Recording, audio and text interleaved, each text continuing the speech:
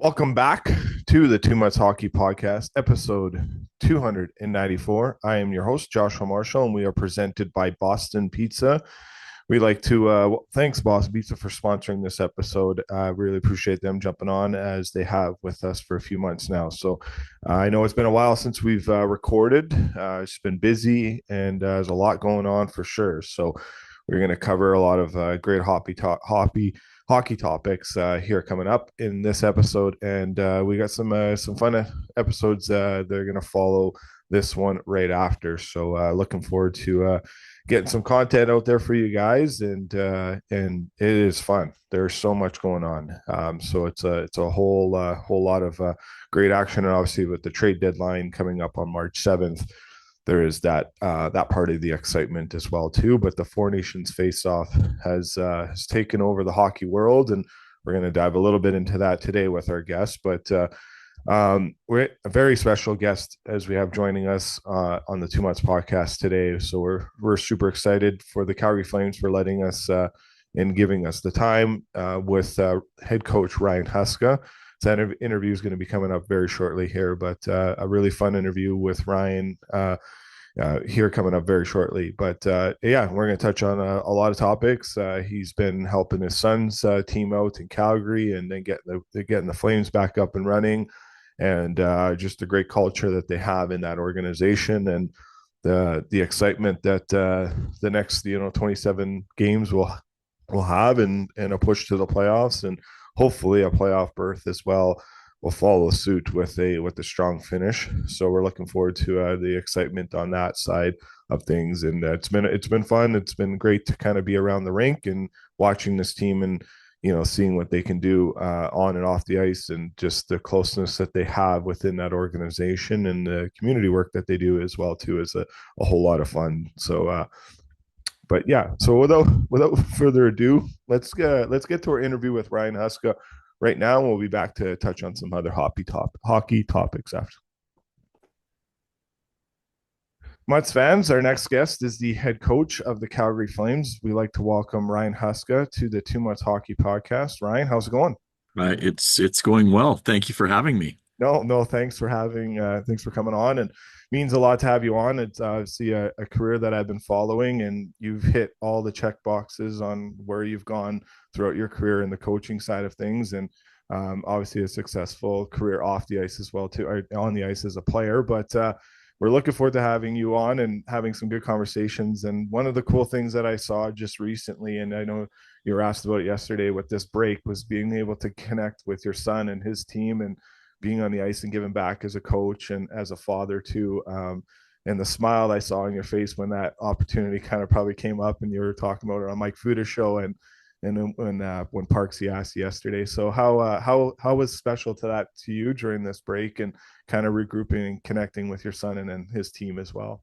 Yeah, I really love that. And that's one thing I think you would say most coaches around this time, they get an opportunity to spend a little bit more time with their family and friends. And for me, we didn't do anything during this break. And part of that was getting an opportunity to go out and skate and help with practice with my son's team. And being a coach in the NHL is just the best job in the world, but you do miss some of the important things in your kids' lives.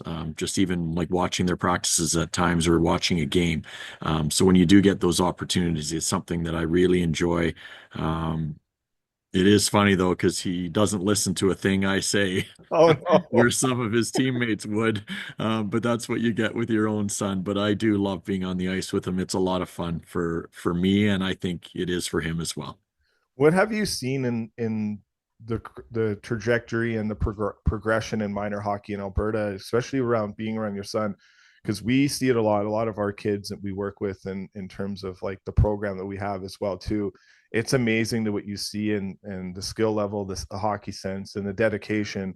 What is it on your end that maybe you get to see when you're out there or watching it as well too? Yeah, I think you touched on it with the skill level. Like these kids at a younger age are doing things that most older guys had a hard time doing or wouldn't even try to do, but it's something that they've all been brought up with. And whether it's the YouTube or watching the videos that are out there on different platforms. I catch my son doing that a lot, and I know a lot of his buddies do. So they try things at a younger age. But I think one thing that goes along with that, I think the coaches are way more educated now. And a lot of the newer, younger coaches have a really good understanding of where the game is going, and they allow their players to try things like that. And a lot of times at the younger age, it's going to end up in a mistake, or it may end up in a goal against. And I think the coaches have done a better job of learning to live with that, because it really is about developing at that level. And those would be the probably the two things that I would say have been the one thing that's really stood out for me watching my son kind of go through this, the skill set of the players. And I do believe the coaches have done an excellent job of making sure they're prepared and educated and staying on top of the way the game is right now. So it's probably a two-factor thing for me. Yeah, it's a great answer for sure. And I saw, Willsy had on his Instagram account today showing kind of a little video of you guys doing a small area game at practice today. And I know with minor hockey, that's a big thing too, in those small battle drills and the small area games. What in your mind is so beneficial to the minor hockey players, but the pro players too, of coming with those different ways that you guys can, as coaches, assemble those kind of games and making, because I look at it as it in Ryan, is it's the small compete battle drills. It keeps your mind thinking. You're always kind of thinking, and time and space is a big thing, especially at the National Hockey League level. You don't have much of it, and it's almost getting to that level too at the higher ends of minor hockey as well too. So So yeah, so we're I just was wondering, where are you at? What's the beneficial side of things for you in terms of those small area games, those small battle drills, and how great they are for progression in hockey and uh, for players' development? Yeah, that's a really good question. And that's one of the things I would say for myself as a coach. I've learned a lot from the guys that I've been coaching with over the years, that they bring so much value to a team and so much value in developing a player because it teaches them hockey sense. Um, and the players often don't even know that they're learning that or they're competing because it's fun to them. And that's the other thing with these games, that I think coaches can get their point across with whether it's working on a power play drill like we were today, or trying to increase the compete level of your team. If you put them in situations where they're competitive and they have a little bit of fun with it, there's never any complaining or moaning from the players at our level, because they're enjoying it, and that's ultimately what the guys want. So incorporating those small area battles or small area games to try to help develop your players in a certain portion of their game, I think goes a long way, because some of the things that happen in the game you can't script. So they're still able to think on the fly. They're still able to kind of think out of the box. But you're also in a situation where you're touching the pucks a lot, which you're having to do, as you mentioned, under pressure a lot of the time. So they are a really good thing in practice. And I'd like to do them a little bit more than we do. I mean, there's little games that we try to end our practices with on a regular basis, because they do bring a lot of energy to our team. And I think they do the same thing for younger age players as well. Yeah, there's so much great to it that carries over. We'll get to the here and now. I kind of actually start at the start of the season, and I have it on social media saying I predicted you guys would make the playoffs. So I'm hoping that comes true. So maybe one of the odd that had put it out there. But one thing that kind of just was great to me and what I saw, and it obviously was unfortunate to happen with Kevin Rooney at the start of the season and first game of Vancouver, where you guys were down and he got hurt. But something about just the way your team answered to that injury, that hit, what Anthony Mantha did, I feel like that kind of brought your team much closer together. And I'm not saying I'm that close to the team. It's just the way the training camp seemed to go for you guys and the expectations that you had at the start of the year. It wasn't a shock to see that response that your team had. But would you kind of say that maybe kind of puts the where your team's at in a whole, in terms of we're all in this together, and it doesn't matter if it's a new guy coming in his first year, his first game as a Flame, we're all in this fight together? Yeah, I would. And when you go way back to our training camp, I appreciate you believing in us, because you're right. Yeah. It was a bit of a rallying cry earlier on in the year, because not a lot of outside voices or sources really thought much of our team and the players that we had here. But the important part for us as a staff was everybody within our walls did. And we had a feeling that if we could get ourselves off to a good start, then we can really build and create that belief within our group. And the game in Vancouver, I think, was twofold for us. We were really getting badly outplayed in the first period. Um, and you mentioned Kevin got hit. They scored a couple times in the power plays, but at that moment, the team was kind of there for each other. And then the greater thing for me was we responded and played the right way in the second and third period, where we were skating, and the players took what we were trying to apply through training camp, and they played that style, and we were able to have success. And I think that was kind of the moment where, maybe more so for our older players, that there was a belief that, okay, well, maybe if we do play this way, then we have an opportunity to win some games. So let's give it a go. And we ended up rattling off a few wins in a row to start the year. And now I think because of that time, our players, maybe more importantly, have a really good understanding of how the team has to look and how we have to play in order for us to have success. And they are the first guys to recognize if we're not playing to our identity, which is something as a coaching staff we take a lot of pride in. That now our players kind of can police themselves a little bit when and if things start to slide. Yeah. And obviously we saw, I guess, maybe we could say Jonathan Huber is a power forward now. I know Yeah. Kelly's been saying that, and Connie's been talking about it as well too. Um, what the conversation you and him had in the summertime, I believe, and I will respect that. That's a conversation between you two. But how excited and great is it to see him perform the way he has performed for you guys? I've seen him in Florida.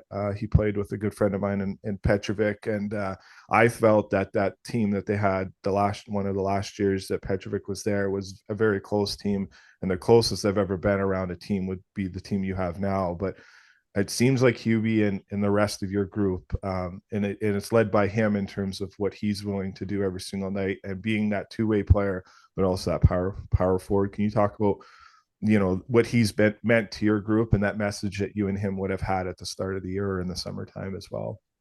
Yeah, he's been very valuable for us. And the nice part on a personal level, I would say to start with, um, you feel really good for him because after two, you could probably say tougher years for him trying to get his feet under him in Calgary. He's kind of found his way here a little bit, and now you're starting to see the personality of Jonathan Huberdeau come out, where he's very much like some of our other younger players, or Ryan Lomberg, where he's got a ton of energy about him, and he makes the younger players in the room, in particular, feel really good about themselves. So we're seeing that now, where he's a guy that's really committed to trying to do whatever he has to do to help the team win.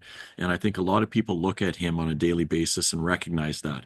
And we talked about Vancouver in that first game of the year for us to kind of build belief. Well, without people like Jonathan kind of buying into that, it makes it that much more difficult. But I'm really happy for him because it has been a couple hard years for a player to kind of figure out his way. He was in Florida for a long time. That was a big trade that he was involved in, and now I feel like he's been able to turn the page, and he's kind of made Calgary home. And because of a lot of different reasons, we're seeing the very best of him. And as I mentioned earlier, I'm really happy for him because every day he comes to the rink now, you see the smile, you see the character that's coming out in him, and we're seeing the best hockey he's ever played for us. Yeah, it's great to watch for sure, and kudos to him and being that leader on and off the ice as well too.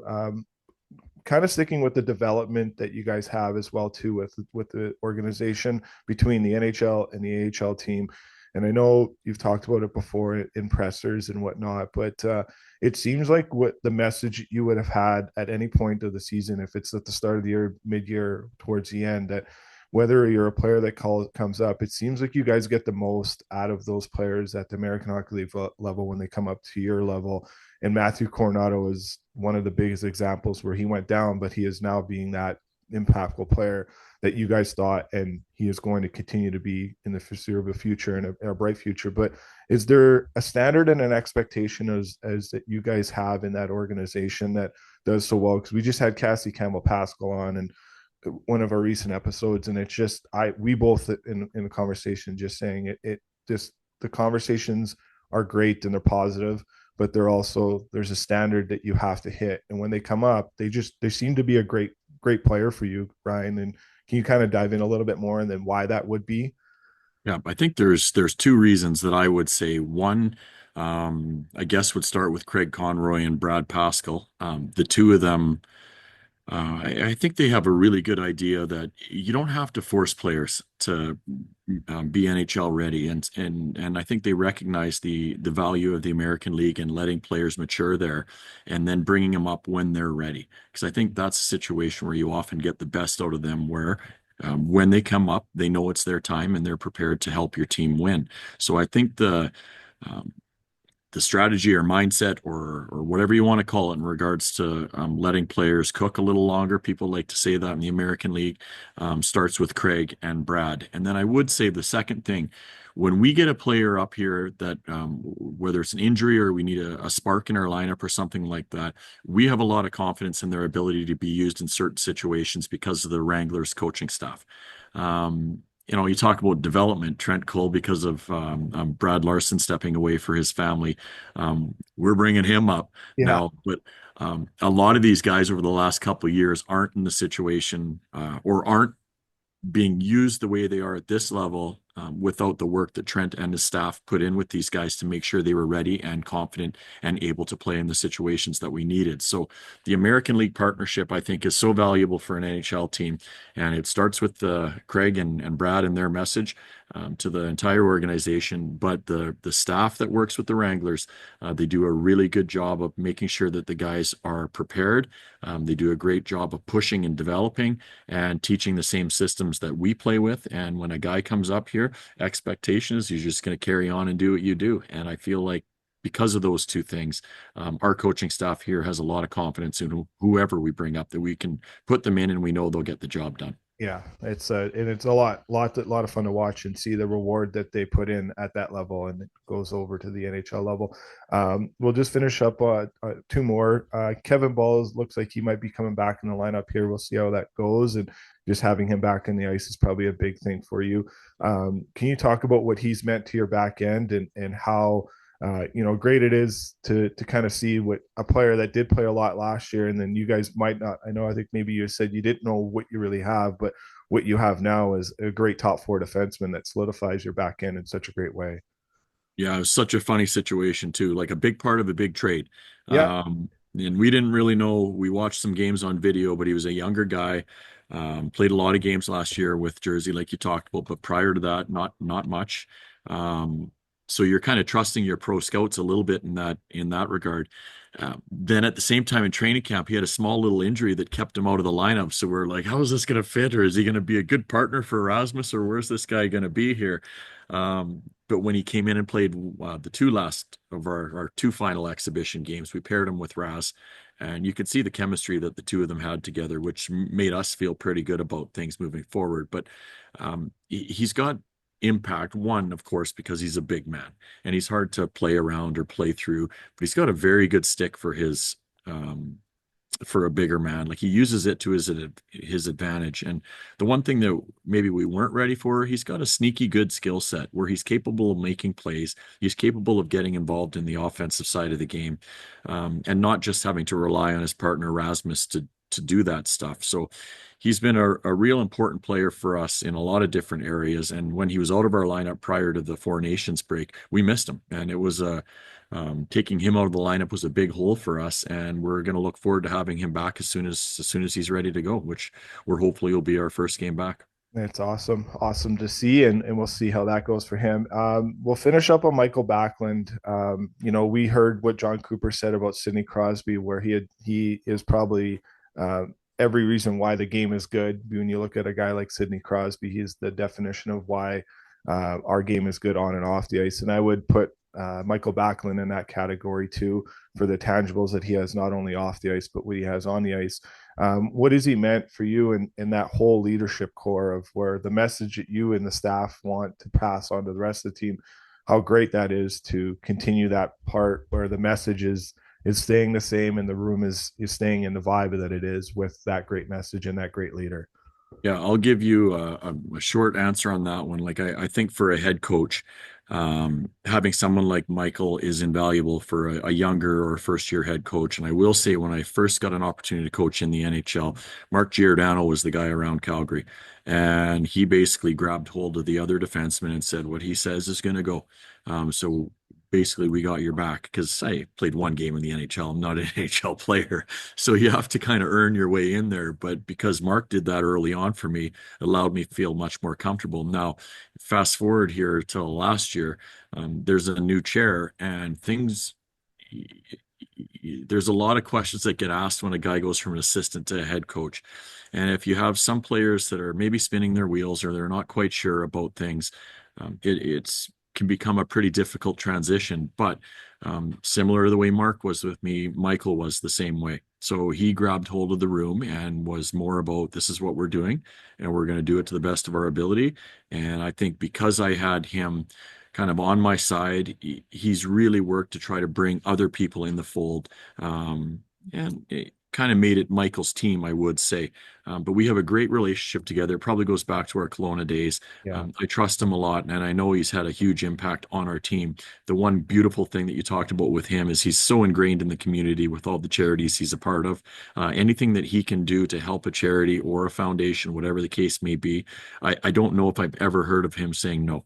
He's such a wonderful person. Him and his wife, Frida, and their young family, they are true Calgarians and they want what's best for the city. So he is a guy that you want to see have success, and I'd love nothing more for him to win a Stanley Cup, and I'd love for him to be able to do that in Calgary. Yeah, I would agree with that. Ryan, thanks for your time. Continued success on the ice, off the ice. You are an amazing person, an amazing coach, and we are cheering for you guys here. And hopefully, it's a great long playoff run. And all the best to you and the staff that you have surrounded around you and your family as well. Thank you. Thank you, Joshua. And again, I appreciate you believing in us early on. No, anytime. I very biased to you guys for obvious reasons, but you guys, it's you as a coach, and I don't think maybe you get enough credit for that. But great to see it.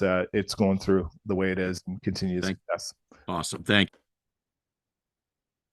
Thanks to Ryan Huska of the Calgary Flames for joining us on the 2 Months podcast. That was a really fun interview. Great to see the success that he has on the ice and off the ice as well too, and just an amazing person in the community and an amazing coach that has checked all the boxes. You look at in life where you talk about, you can't conquer one thing until you conquer something else, and not only has he conquered the coaching ranks at the junior level and the American Hockey League level, he is now doing that at the NHL level, and it's great to see things like that happening for him and his staff, because he does surround himself around a lot of amazing people. And again, everyone knows that we are very biased towards the Calgary Flames organization for obvious reasons. It's a first class organization that do first class things for everyone, their players, their staff, their fans, and I can even say for the people like myself that wears a media hat. I'm not here today if it wasn't for the Calgary Flames, and I know some people might not know my full story, but some that have, it's gone through my own personal struggles, and we appreciate the support that they give to our community. So, and it's great to see, and we're gonna have fun. This is gonna be a fun ride as down the stretch they go. It's pretty much game every second night, so we'll see how they move into that. They were running on fumes going into this break, so this break will be much needed for them, and they can get back going the way they were previous to that break. A lot of belief in that group, and it's hard to count out a guy like Michael Backlund and a coaching staff like that. I think with this getting Zari and a couple other guys back will be great for their trajectory too, and balance the lines a lot better in giving them a lot of different options where there continue to be that strong four line team that are going to come at you at waves every single night with a hard forecheck and a great defensive aspect of their game. So great to the Flames again, and thanks to Peter Hanlon and Kelso and the rest of that group there for getting us Ryan on our pod. So definitely great success to him. And we're gonna have we'll have a couple other episodes coming up. It looks like we got I think Craig Button in the wing here at some point in the next day or two, and I think Jeff Merrick as well. So stay tuned to that, to our socials. But again, thanks for everyone for supporting us here at the 2 Months Hockey Podcast. And we'll have a lot of fun as we keep going here on the pod. Thanks everyone.